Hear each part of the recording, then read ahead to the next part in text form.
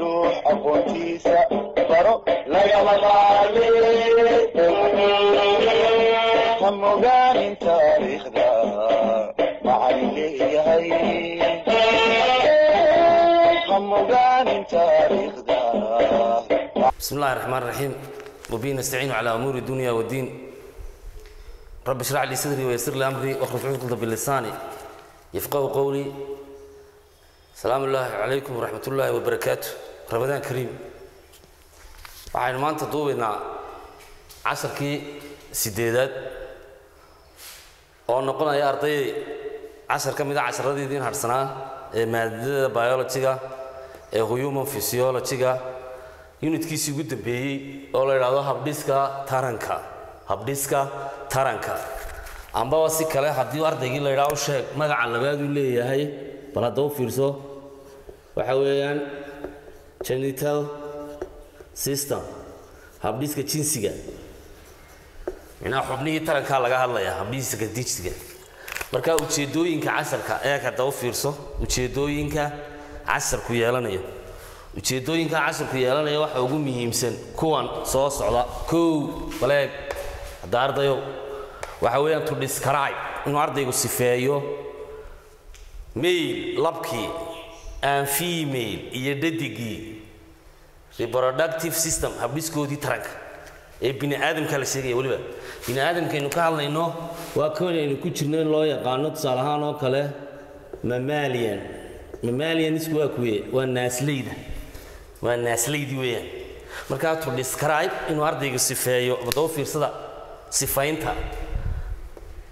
waxay loo yaqaanay maxay labka waa male iyo female dhadiga ee kuwii ka hadlaya habdhiska taranka qodobka labaad inuu ardaygu sharaxo to explain inuu sharaxo how male sida labkii and female iyo dhadigii gametes ugxantoodii ereyga gametes waa maxay hadii lagu yiraahdo ugxanta taranka gametes waxa weeyaan are sex salis waa unugyo tarameed kuwaasoo isu qaybinaya laba mid waxa weeyaan sperm waa xawdi ama manidii ka imanaysay labka iyo ovum iyo ugxantii tan waa ugxan oo dhadiga ayaa soo daaya kanna waxa weeyaan sperm oo waa manidii amba shahwadi weeyaan amba waxaynu naqaano biyaha taranka labku uu soo daayo kuna waa ugxanta ay soo daayeen dhadigu marka nidaamka ay dhadigu kani uu ku soo deynayo waxa loo yaqaanaa ejaculation waa biyo soo saaris midna waxa weeyaan ovulation ugxan saarid marka ugxantii kani waxa la soo deynayaa large amount xaddi fara badan kanna waxa la soo deynayaa small amounts marka kan dhadigii baa soo daaya aynu nimaadno ujeedada saddexaad to explain inuu ardaygu sharixi karo waxa loo yaqaano bal u fiirsada filtration bacrimis oo markay isdhex galaan unugii ka yimi labka spermkii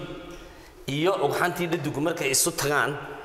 habka ay joined together and fuse waa maxay isdhex galgooyeen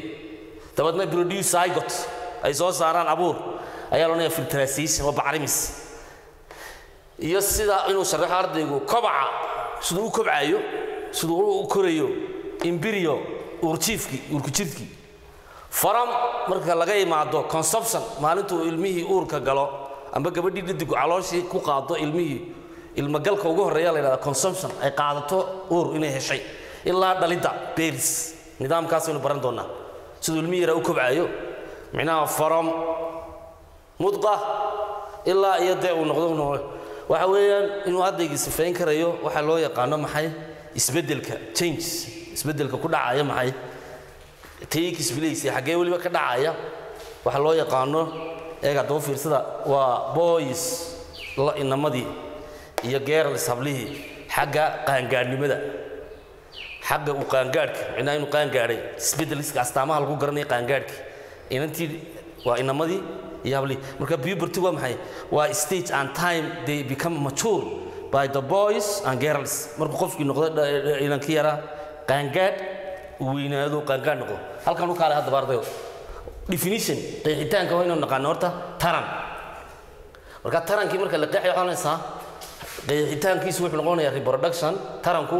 waa nidaam adoo fiirso waa process giving rise lagu soo saaro eegada to offspring ubad waa nidaam lagu soo saarayo eegada ubadkii offspring waa ubadkii weeyaan that are similar kuwa soo lamida to their parents waalidkood marka humankii wuxuu dhilayaa waxa loo yaqaan ubad weeg mammalian iskan loo yaqaan naasleyda tusaalahaan oo kale dhammaan noolayaasha nooli way tarmaan marka halkan uu kaale types of reproduction markaynu sharaxayno haddaba si yaroo fudud baynu laba ugu kala jebinaynaa haddaba fiirsada mid waxa weeyaan waa sexual aad ugu fiirsa halkaa hadda qoraalka ah sexual waa jinsiile laba jinsi buu ka yimi waa taranka ka yimaada aabbaha iyo hooyada reproduction waa jinsiile markaa kan haddii lagu dhaha muxuu yahay forms waxaa sameeya two parents laba waalid haddaba waad aragtaa soo maaha two parents eegada waa two parents nidaamku ku samaysmana maxaa la yidhaahdaa fertilization waa bacrimis markaa kani form two parents laba waalid baa samaynaya kan kale u kaale kanna waxa weeyaan asexual waa jinsilaawe marka hal jinsi unbaa ka qayb qaadan sexual reproduction buu noqonayaa asexual reproduction hal jinsi ayaa ka qayb qaadanaya marka halka jinsi waxaynu odhanaynaa forms waxaa sameynaya waxaynu u naqaano maxay one parent hal waalid hal buu ka imanaya kana laba waalid buu ka imanaya oo isu tegey kana waa hal weeyaan marka halkani waxaa noqonayaa imika filtrationkiiyo haddii lagu dhaahdo name baa lagu yidhi tusaale ahaan oo kale name ardayo magacow two laba types nooc of fertilization uu leeyahay maxay bacrimiski bacrimintu marka labada nooc baad u kala jebinaysaa haddoo fiirsada wadarta you understand wadarta soo ma waa inaad tiraahdaa haddaba la mid waxa weeyaan internal waa maxay waa gudeed internal fertilization waa bacrimiska xagee ka dhacaya gudaha marka haddii lagu dhaha kani xagu ka dhacaa it isagu takes wuxuu ka dhacayaa takes place inside the body jirka gudaha of female ee dhadiga dhadiga tusaale ka keen baa lagu yidhi haddaba tusaalahaad ka keenaysa waxaan soo qaadanaynaa innaga tusaalahaan oo kale naasleyda waxaynu naqaano inuu ka mid nahay mammalians waa naasleydii maxaa kaloo ka mid a waxaynu naqaano shimbiraha birds maxaa ka mid a waxaynu naqaano reptiles xamaaratada kuwaasoo dhan tarankooda wuxuu ka dhacaa gudaha oo hooyadii waxay ku sidaysaa ilmihii xagga hore uurkii bay ku sidaysaa markaa kan waa internal filtration waa bacriminta gudaha bini aadamkii oo ka mid a naasleydii waxaa ka mid a xamaaratadii waxaa ka mid a midna waxa weeyaan external ereyga external waa maxay waa dibadeed external hadduu fiirsada fertilization waa bacrimiska ku dhaca dibadda marka haddii lagu where it takes place waxaad oranaysaa it takes kan wuxuu ka qabsoomayaa place wuxuu ka dhacayaa outside of the body jirka of female ee dhadiga oo gacantii gabadha dhadiga soo saaraysa marka tusaale ka keen baa lagu yidhi qabkalo kale waxa sameeya tusaale ahaan oo kale raha frog you understand iyo fish kalluunada qaar nidaamkay u tarmaan baa la yidhahdaa external filtrations marka gacantii waxay ku soo daadinayaan biyihii dabeedna labkii waa u imanaya halkaasuu dabeedna ka dhacaya wixii loo yaqaanay filtrationkii dibadeedku marka halkan waxaanu nidhi mid waa jinsiile waa laba waalid baa isu imanaya midna waa jinsilaawe haddaba halkan u kaale ka jinsilaawi waa maxay one parents kan waa internal gudeed waa bacrimiska gudaha kanna waa external waa ka dibadda weeyaan marka ardaygu waa inuu yaqaanaa tusaale ahaan oo kale halkaa u fiirsada hadda for eegada macnaha functionska shaqooyinka functions shaqooyinka of maxay reproduction by reproductive system waa maxay shaqooyinka uu qabto habdhiska taranku afartan shaqo ugu muhiimsan waa inaad tiraahdaa to produce wuxuu soo saaraa eegada wuxuu soo saarayaa sperm xawdi aan egg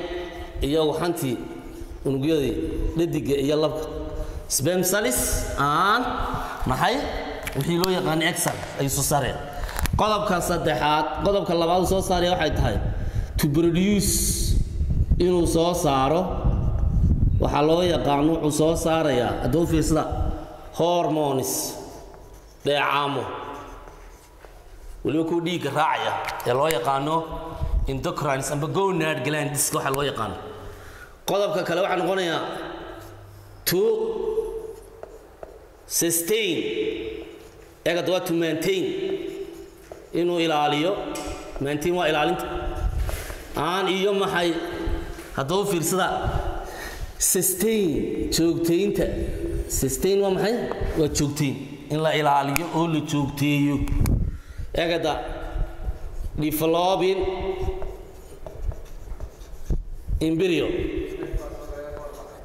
developing embryo urku jirtaa kobcaysa haddaba tusaalaha lagu weydiiyo waa maxay waxaa lagu yidhi give can 3 functions shaqo oo uu leeyahay maxay wixii loo yaqaanay haddoo fiirsada hormones dheecaamadii hormoneska shaqooyinkii leeyahay waa maxay waa inaad tiraahdo hormoneskii waxay sameeyaan oo shaqaday qabtaan waxa ka mid ah reproduction taranka dheecaamadu taranka way ka qayb qaataan laba waxa kale ay ka qayb qaataan growth koritaanka waxa kale oo ay ka qayb qaataan waxa loo yaqaano homeostasis waa dheelitirka nidaamka dheelitirka jirka ay ka qayb qaadanayaan balance ay ka qayb qaataan marka dadka waa functionskiisa maxaa ugu caansan habdhiska taranka inay soo saaraan manidii iyo unugyadii dhadiga inay soo saaraan dheecaamo inay joogteeyaan oo ilaaliyaan maintains ilaaliya iyo joogteynta uurku jirta kobcaya weerba koraya su'aal marka halka laga weydiin karo waxaan ku laba shaqo amba saddex shaqo uu leeyahay dheecaamadu waxa ka mid ah keen waxayna tiraa tarankii shaqadii qabtaan waa taranka koritaanka iyo dheelitirka jirka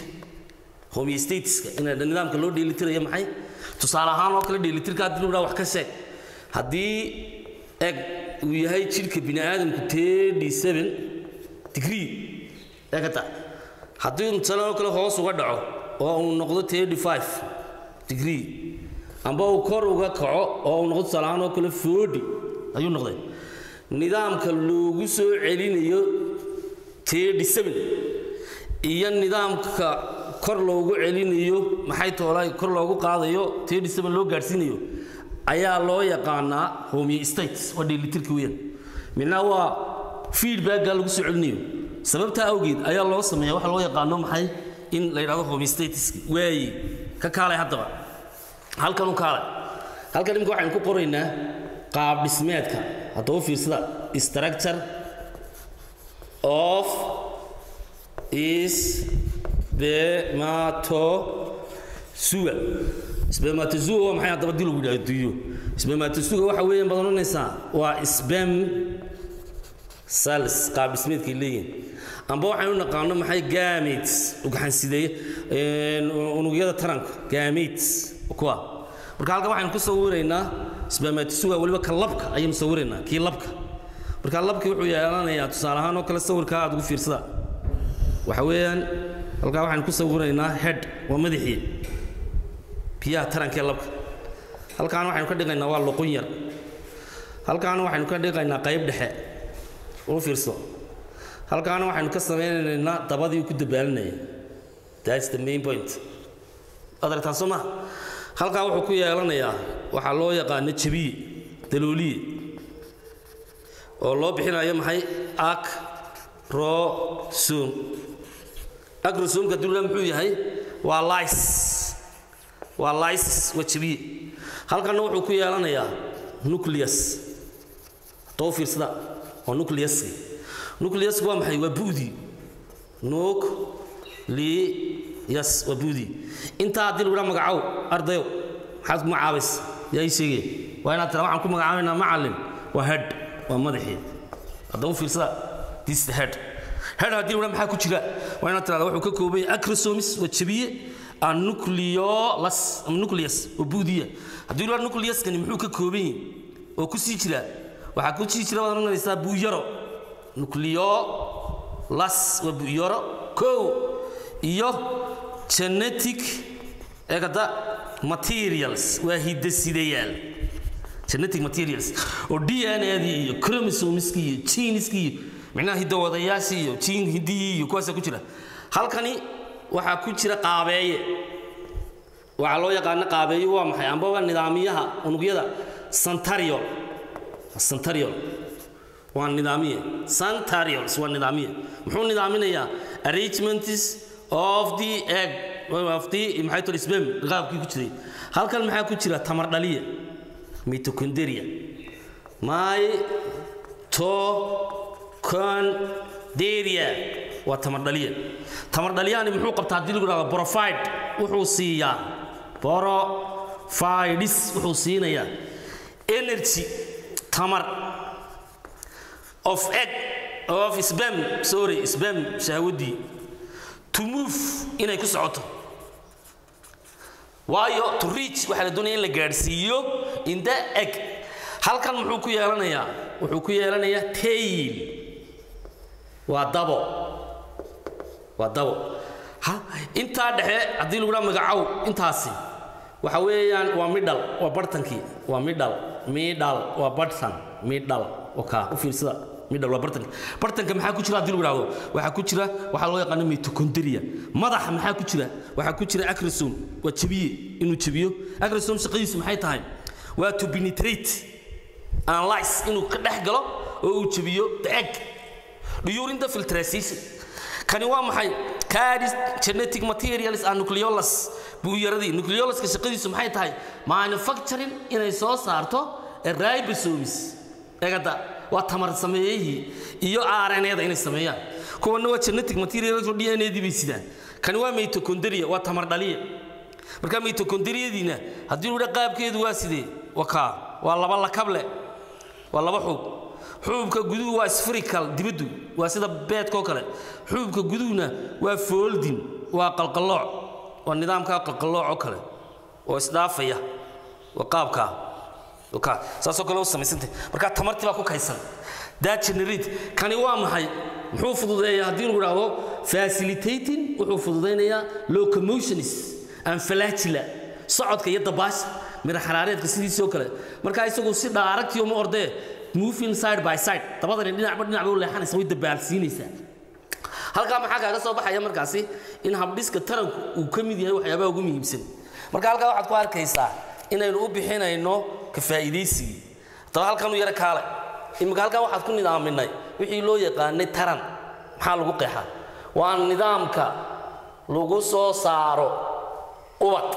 offspring waa ubad hadii loo yiraahdo offspring magaca labaad uu leeyahay waa maxay ardayo waa inaad tiraahdaa magaca labaad uu leeyahay waxa way progeny waa duriyadii weyn waa ubadkii abuurkii waa progeny weyn oo la macna offspring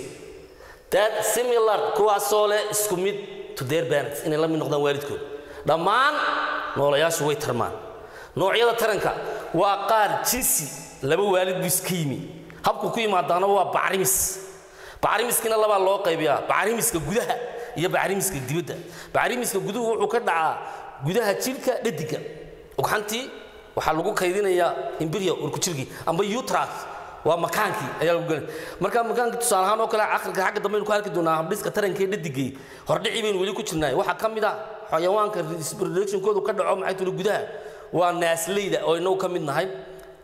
shimbiraha xamaaratada kuwa reptiles kuwana waxa way dibadii ka dhacaya takes place outside of the female waxa kamid ah rahi oo kale fiski halkan waxaynu ku sheegnay shaqada uu qabanayo wixii loo yaqaanay habdhiska taranku waxa uu soo saaraa sperm shahwadii biyo ka yimaanay labka iyo waxa kale uu soo saaraya dhidiga ugxantii ka yimaanaysa marka waxa kale uu soo saaraa dheecaamo wayse hormones baa lagu yiraahdo yaa sheegay imika waa ina tira hormones waxa weeyaan maamulno waa chemical signals waa fariin kiimikaad that produces by glands kuwaas oo ay soo daayaan qanjidho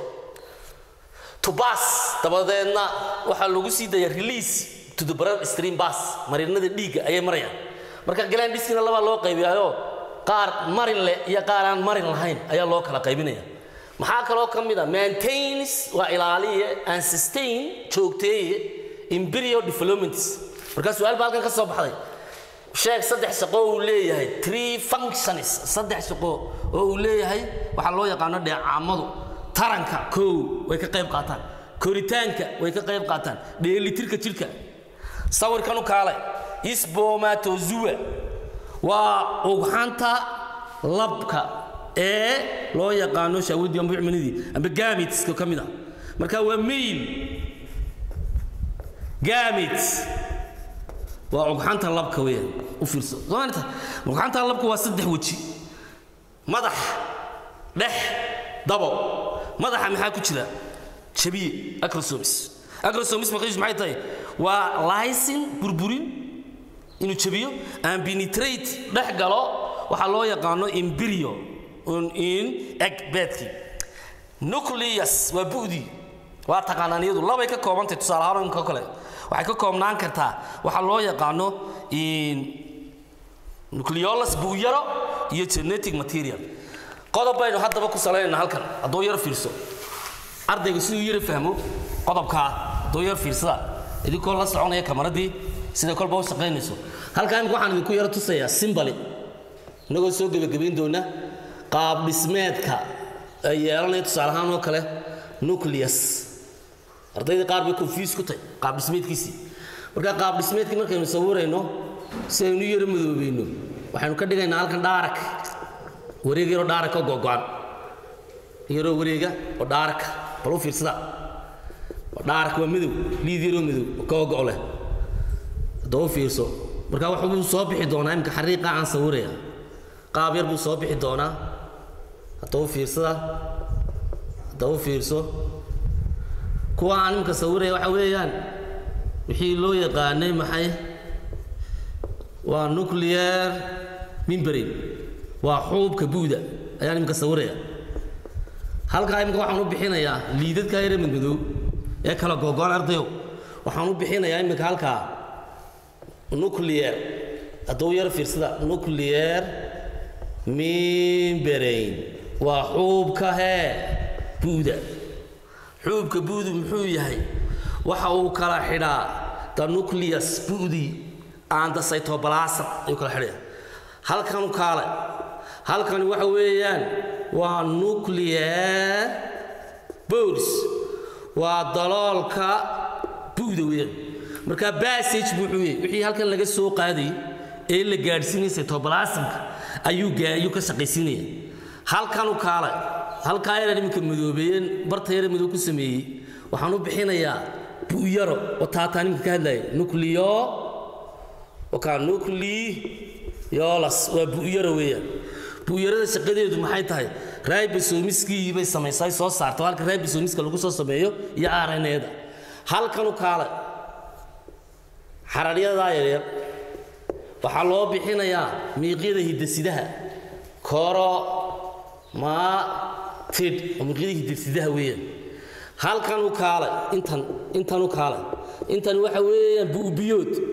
buubiyood waa nucleoplasm haddii loo nucleoplasmka maxaa ka dhaca takes place the reaction inside the nucleus halkan waa maxay madoobi waa halka samaysa wixii loo yaqaanay ribosomiska iyo RNA-da halka samaysa halkan waa maxay waa passage that connected the cytoplasm and the nucleus halkan waa maxay waa inner protect and out wixii gelay wixii ka soo baxayay ay xakameynaysaa halkan waa genetic material carriers marka halka waxaynu maanta oo taariikhdu tahay 8 bishii afraad ku duubnay hordhaca cutubka ka hadlaya reproduction-ka oo aynu doonayno si ballaaran isagoo sawirro badan aynu dhigi doono waxaan maanta halka ku soo gabagabeynaa casharkii sideedaad oo laakiin ardayda u noqonaya cutub u harsanaa oo la yiraahdo habdhiska taranka waana casharkii sideedaad waa casharkaynu duubnay salaamu calaykum wa rahmatullaahi wa barakaatuh rabadaan kariim